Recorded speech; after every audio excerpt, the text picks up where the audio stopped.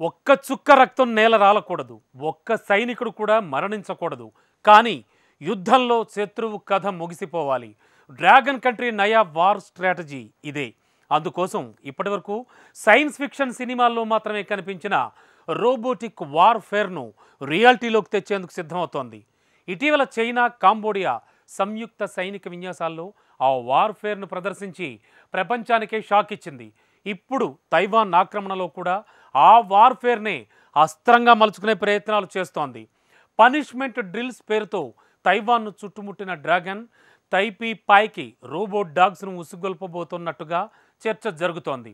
ఒకవేళ అదే నిజమైతే ప్రపంచంలోనే ఫస్ట్ టైం యుద్ధానికి రోబోలను వాడిన దేశంగా చైనా నిలుస్తుంది. ఇంతకు అసలేంటి రోబో డాగ్స్? యుద్ధ భూమిలో వాటి పాత్ర ఎలా ఉండబోతోంది? Let's watch.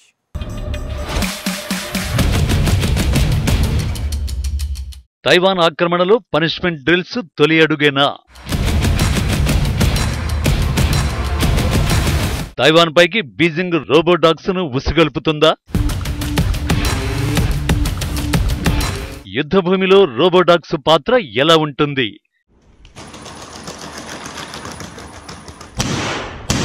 చైనా, తైవాన్ ఏదో ఎడతెగని పంచాయితీ. తైవాన్ని పూర్తిగా ఆక్రమించేందుకు, ఆ దేశంపై ఆధిపత్యాన్ని చెలాయించేందుకు బీజింగ్ పదే పదే కుట్రలు చేస్తూనే ఉంటుంది.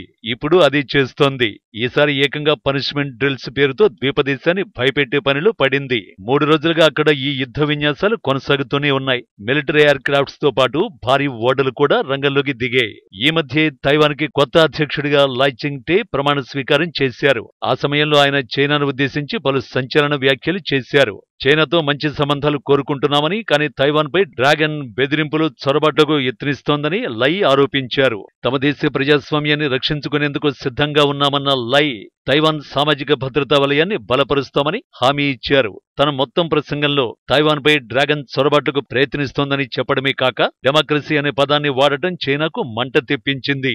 లై ప్రసంగంపై తీవ్ర అభ్యంతరం వ్యక్తం చేసిన బీజింగ్ తమది స్వతంత్ర దేశం అనే భ్రమలో ఉన్నారని మండిపడింది. లై ప్రమాణ స్వీకార కార్యక్రమం అలా ముగియగానే చైనా మిలిటరీ డ్రిల్స్ మొదలుపెట్టింది. ఈ మొత్తం వ్యవహారంలో ఆసక్తితో పాటు ఉత్కంఠ కలిగించే విషయం ఒకటి ఉంది. అదేంటంటే ద్వీపదేశంపైకి చైనా రోబో డాగ్స్ ని ఉసిగొల్పబోతోందని చర్చ. ప్రతి 5 దశాబ్దాలకోసారి అగ్రదేశాలు యుద్ధ తంత్రాన్ని సమూలంగా మార్చేస్తాయి. రెండో ప్రపంచ యుద్ధానికి, గల్ఫ్ యుద్ధానికి మధ్య తేడాను విశ్లేషిస్తే ఈ విషయం సులభంగా అర్థమైపోతుంది. 1990లో జరిగిన గల్ఫ్ యుద్ధం తర్వాత అమెరికా యుద్ధ తంత్రాల్లో వైవిధ్యం కనిపిస్తుంది. గడిచిన 30 ఏళ్లలో అగ్రరాజ్యం ఎన్నో అధునాతన సాంకేతికతల్ని యుద్ధ క్షేత్రాల్లో ఉపయోగించింది. తాజాగా ప్రపంచంలో నంబర్ 1 స్థాయికి చేరాలని కంకణం కట్టుకున్న డ్రాగన్ కంట్రీ చైనా పొరుగు దేశాల ఆక్రమణే లక్ష్యంగా పావులు కదుపుతోంది. అమెరికాను మించి టెక్నాలజీ వాడకానికి అడుగులు వేస్తోంది. దీనికోసం సాంప్రదాయ యుద్ధ రీతుల్ని విడిచిపెట్టి ఎప్పటికప్పుడు కొత్త యుద్ధ రీతుల్ని అందిపుచ్చుకుంటోంది. వాటిలో భాగంగా తెర మీదకి తెచ్చిందే రోబోట్ వార్ఫేర్. అయితే ఈ రోబోలు మన సూపర్ స్టార్ చిట్టి టైపు రోబోలు కావు, అంతకు మించి.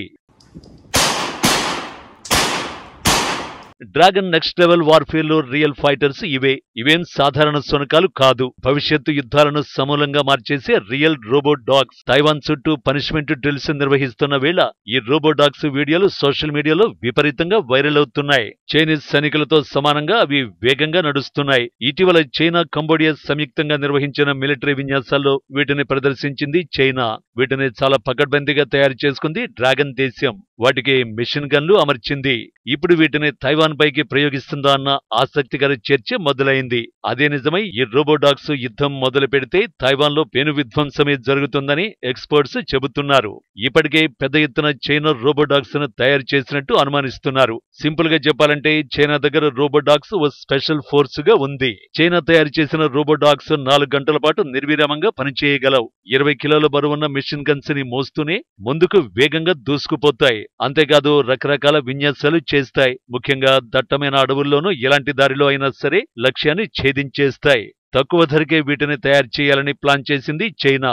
ఇకపై పూర్తి స్థాయిలో వీటిని వినియోగించాలని భావిస్తోంది. అయితే ఈ రోబో డాగ్స్ ని యుద్ధాల్లో వినియోగించడం సమంజసమా కాదా అన్న చర్చ ఓవైపు జరుగుతూనే ఉంది. ఇప్పటికే అమెరికాలోనూ ఇదే తరహా ప్రణాళికలు సిద్ధమవుతున్నాయి. మిలిటరీ సామర్థ్యాన్ని పెంచుకోవడంలో భాగంగా రోబో శునకాలను అందుబాటులోకి తీసుకురావాలనే యోచనలో ఉంది అగ్రరాజ్యం. కొన్ని రోబోటిక్ కంపెనీలు మాత్రం తాము తయారు చేసిన రోబోలను ఇలా కస్టమైజ్ చేసుకుని ఆయుధాలుగా మలుచుకోవడంపై అసహనాన్ని వ్యక్తం చేస్తున్నాయి. రోబోలకు ఆయుధాలు తగిలించి వాటిని యుద్ధంలోకి దింపడం నేరమని వాదిస్తున్నాయి. అడ్వాన్స్డ్ రోబోటిక్స్ అంటే ఇలా వాటిని ఆయుధాలుగా మార్చడం కాదని తేల్చి చెబుతున్నాయి. నిజానికి భవిష్యత్తు యుద్ధాలన్నీ టెక్నాలజీ చుట్టే తిరుగుతాయి. అందుకే అగ్రదేశాలు రోబోటిక్ టెక్నాలజీపై కోట్ల డాలర్లు ఖర్చు చేస్తున్నాయి. అలాంటి దేశాల్లో చైనా, అమెరికా మొదటి స్థానంలో ఉన్నాయి. ఆ తర్వాత ఇజ్రాయెల్, రష్యా, దక్షిణ కొరియా, జపాన్, భారత్ వంటి దేశాలు రోబోటిక్ టెక్నాలజీపై కోట్లాది డాలర్లను పెట్టుబడిగా పెడుతున్నాయి. యుద్ధంలో స్వయంగా దాడి చేయగల రోబోలను తయారు చేయడంపై ఆయా దేశాలు దృష్టి సారిస్తున్నాయి. అంటే స్వయంగా లక్ష్యాన్ని నిర్దేశించుకుని దాడి చేస్తాయన్నమాట.